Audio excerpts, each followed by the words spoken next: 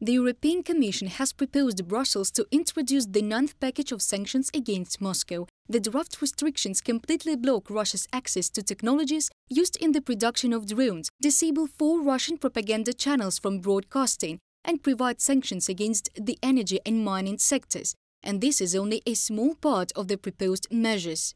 First, we are proposing to add almost 200 additional individuals and entities to our sanctions list. This list covers key figures in Russia's brutal and deliberate missile strikes against civilians and in the kidnapping of Ukrainian children to Russia. Second, we propose to introduce sanctions against 3 additional Russian banks. And third, we also want to impose new export controls and restrictions, particularly for dual-use goods. This includes, for example, key chemicals or nerve agents, electronics, IT components, all what could be used by the Russian war machine. Another important track of the sanctions was the opposition to the alliance between Russia and Iran. The US has imposed restrictions on Russian companies that buy and use Iranian drones. And Britain, Canada and Australia included a number of Russian and Iranian officials in the list of personal sanctions. The topic of the danger of cooperation between authoritarian regimes was also raised at the UN. Since August, Tehran has transferred hundreds of UAVs to Moscow, breaking international law.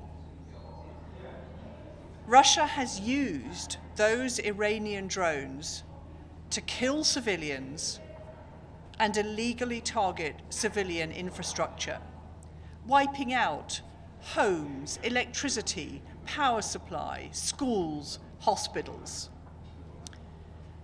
Russia is now attempting to obtain more weapons, including hundreds of ballistic missiles. In return, Russia is offering Iran an unprecedented level of military and technical support.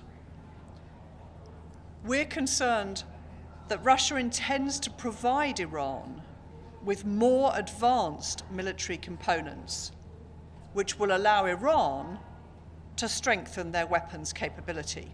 The United States of America is also expanding its personal sanction list. Now it includes the head of the Central Election Commission of the Russian Federation and 14 other members of the committee. At the same time, the United States is preparing a new package of military assistance to Ukraine for $275 million. The Pentagon is expected to provide missiles for launches of the highly mobile HIMARS artillery missile system, as well as Humvee military vehicles and generators.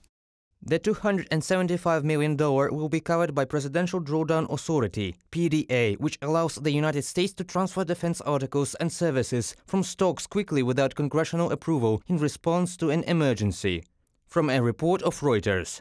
On the eve, the American legislators of the House of Representatives and the U.S. Senate supported the allocation of more than $800 million to Ukraine in 2023, which they plan to use for security of the state. Reported by Dana Kolesnik, Danilo Kobza, UATV News.